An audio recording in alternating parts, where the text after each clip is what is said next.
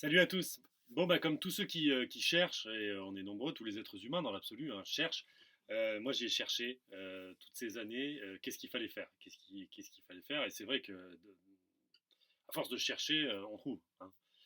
C'est vrai que je suis passé par la question politique, que faire sur le plan de l'organisation humaine. Après, la question du conditionnement, que faire face à une humanité qui est conditionnée, et qui n'arrive pas à se connecter avec sa source première et qui est conditionnée. Donc j'ai passé beaucoup de temps avec ce que j'ai appelé la déscolarisation de la société. Voilà, puis moi-même, cheminant, j'arrive et puis la société, la grande histoire de l'humanité aussi avançant vers le gouffre. Voilà, j'arrive à ce faire là qui est de prendre soin de la terre pour assouvir ses besoins vitaux, ceux de ses proches et puis ceux du prochain qui est là, qui a aussi besoin de l'essentiel. Donc voilà, la sobriété, l'essentiel, la terre, les besoins vitaux, se nourrir, boire, se vêtir, s'abriter, se soigner, se chauffer. Voilà, voilà et donc j'arrive à ça sur qu'est-ce qu'il faut faire. Et ça me face à l'état de la vie autour de nous, hein, qui est bah, à l'agonie. Et ben ça me paraît, c'est-à-dire même si c'était pas comme ça serait de toute façon la priorité des priorités. Sur la Terre, il y a une priorité, c'est de s'occuper de ses besoins vitaux et de ceux des autres. C'est l'acte d'amour par essence, puisque les êtres vivants sont soumis à la nécessité. Ils sont, voilà, ils doivent manger, ils doivent s'abriter, etc. Donc faire ça pour soi, c'est pas pour soi-même qu'on le fait. Parce que enfin, on le fait pour soi, mais c'est surtout que ça va faire qu'on va pas peser sur les autres, parce que si on le fait pas pour soi, eh ben on va aller chercher chez les autres de quoi assouvir nos besoins vitaux. Donc on va peser sur eux, on va leur dire, allez, donne-moi des pommes de terre, voilà, allez, tiens un peu d'argent pour compenser, mais ça compense rien, mais on va aller chercher chez les autres. Donc on le fait pour soi, et puis bah, immédiatement, bah, on le fait aussi pour les autres. On permet aux autres de subvenir à leurs besoins vitaux. Et c'est la plus grande preuve d'amour, parce que c'est leur apporter ce dont ils ont le plus besoin, hein. Ils ont besoin, et puis avec l'amour, donc de, de les besoins vitaux et l'amour. C'est tout. Les gens, une fois qu'ils ont ça, ils sont comblés. Voilà. Donc, on est face à cette situation. Tout meurt autour de nous.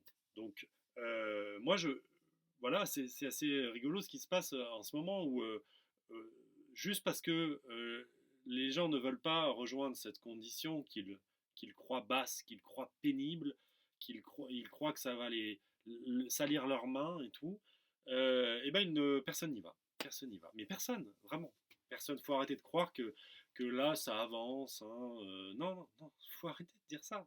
Ça n'avance pas. Ça n'avance pas du tout. C'est pas parce que vous entendez des gens parler de permaculture, parce que vous entendez des gens lors du dîner de Noël vous dire ils vont, euh, ils vont aller par là. Non mais regardez dans 6 mois où ils en seront en fait. Voilà. Arrêtez d'écouter les discours en fait. Il faut regarder les actes.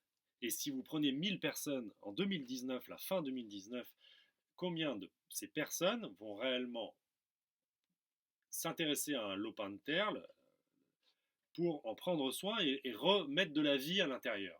Voilà. Personne, personne. Et il ne faut pas citer le maraîcher du coin. Effectivement, sur 1000 personnes, il y a peut-être un maraîcher bio.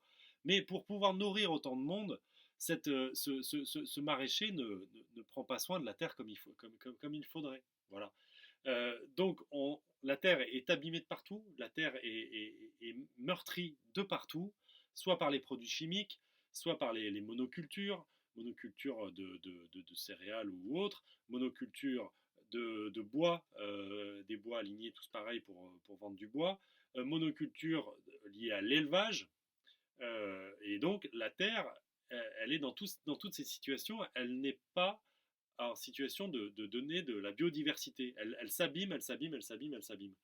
Donc, ce qu'on a tous à faire, alors on est tous appelés à aller prendre soin d'un lopin de terre, d'accord? euh, toutes ces prairies,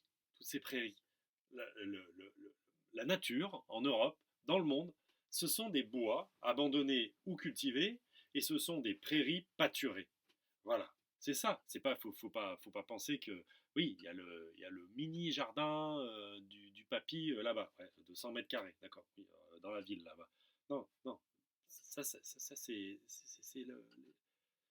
un pouillème. Voilà, la nature, elle est dans une situation particulière en ce moment autour de nous. Des bois abandonnés et des prairies pâturées, d'accord. Mais ça ne va pas en fait. Ça ne va pas. Il n'y a pas de biodiversité à cet endroit-là. C'est extrêmement pauvre, une prairie pâturée ou un bois abandonné, en fait. Donc, c'est à nous de réinjecter de la vie, c'est-à-dire des espèces de plantes et de prendre soin de tout ça, en fait, pour ramener la vie. Et donc là, on est en ce moment dans cette situation, mais d'une hypocrisie. Mais l'hypocrisie, mais on est au maximum. On est dans la définition de l'hypocrisie. Ce mot d'hypocrisie, il a, il, il vient de naître en fait. Il vient de naître. On n'a jamais su à ce point-là ce qu'était l'hypocrisie depuis la nuit des temps. Le mot, il existe depuis très longtemps. Hypocrisie, hypo en dessous de la crise, c'est-à-dire pas à la hauteur des enjeux. C'est ça, l'hypocrisie. On n'a jamais été autant hypocrite, mais hypocrite. Et on dit, voilà, ça meurt, ça meurt. Ah bah là, il y avait des vers de terre, il n'y en a plus. Il y avait des papillons, il n'y en a plus. Il y avait des abeilles, il n'y en a plus. Il y avait des oiseaux, il n'y en a plus. Ça meurt autour de nous. On sait ce qu'il faut faire pour que ça ne meure pas. Hein. Si tu, le mètre carré, là, tu y plantes un tournesol, des calendulas, de l'hysope, une absinthe, un framboisier, voilà, bon, eh ben, les graines de tournesol vont nourrir des oiseaux, les fleurs du framboisier et du calendula et de l'hysope vont attirer les pollinisateurs. Ensuite, tout ça, ça va mourir, ça va se décomposer, ça va nourrir le sol. La vie à l'intérieur du sol va se remettre en route, etc., etc., etc. C'est ça ce qu'on doit faire en fait. C'est amener, on a nos mains et on amène de la vie. On enrichit, on enrichit. On fait en sorte que ça s'agrade, qu'il y ait toujours plus de vers de terre, toujours plus d'échanges biologiques, physico-chimiques, toujours plus d'animaux dans le sol, toujours plus de petits mammifères, toujours plus d'orvets, de serpents, d'araignées, de cloportes, de tous les animaux. Voilà. Donc on se met au service de ça. On est un jardinier de la terre. Voilà. Mais personne ne le veut. Et donc moi, j'arrête pas d'aller voir les gens, de leur dire, vous croyez pas que là, à l'heure actuelle, le plus important, c'est de prendre soin de la terre et puis de subvenir à ses besoins vitaux et à ceux des autres, parce que comme ça, on prend soin de la terre et comme ça, la vie revient et puis comme ça, on s'intéresse à l'essentiel. Non, non, bien sûr, non. Ils sont pianistes, ils sont webmasters, ils sont pompiers, ils sont boulangers, ils travaillent dans une usine, ils sont professeurs d'histoire, ils sont professeurs de mathématiques, professeurs nanana, professeurs. Oui, il y en a du monde pour enseigner, pour administrer, pour gérer, pour diriger, pour commander, pour écrire des livres, pour parler, pour, euh, pour manager quelqu'un, pour produire quelque chose, pour produire quelqu'un, pour planifier, pour tout. Et ça, il y a du monde partout. Par contre, pour mettre les mains dans la terre, pour fendre du bois, il n'y a personne. Je sais pas je sais pas. Vraiment, au secours, quoi. Aidez-moi. Comment on fait pour donner le goût aux autres de faire ça? Parce que, en plus, l'histoire de la pénibilité et de dire ah, mais c'est dur, c'est faux. C'est faux. C'est pas, c'est ni dur ni pas dur en fait. C'est un mode de vie. C'est un mode de vie qui fait du bien, un mode de vie qui est agréable. Voilà. Et c'est agréable et en plus, bah, ça, voilà. Ici, bon bah voilà, on fait rejaillir la vie. Voilà. Ah tiens, une bourrage qui apparaît. Ouais, mais si la bourrache elle apparaît, c'est parce qu'on a pris soin de trois autres bourrages qu'on a mis et puis on en a pris soin. Et donc, hop, ça ramène une bourrache. Et puis, oh, tiens, un framboisier qui arrive tout seul. Ben oui, on a pris soin de framboisier, donc hop, et puis ainsi de suite. Puis après, on a un autre endroit où il y a des framboisiers, donc on déplace des framboisiers ailleurs, et puis on plante un noyau de pêche, et puis on graffe un arbre, et puis on fait ci, on fait ça, on met on, on fait pipi, on met de la cendre, on met du fumier, on met du compost, on met de la paille. Voilà. Ça, ça avance comme ça. Voilà.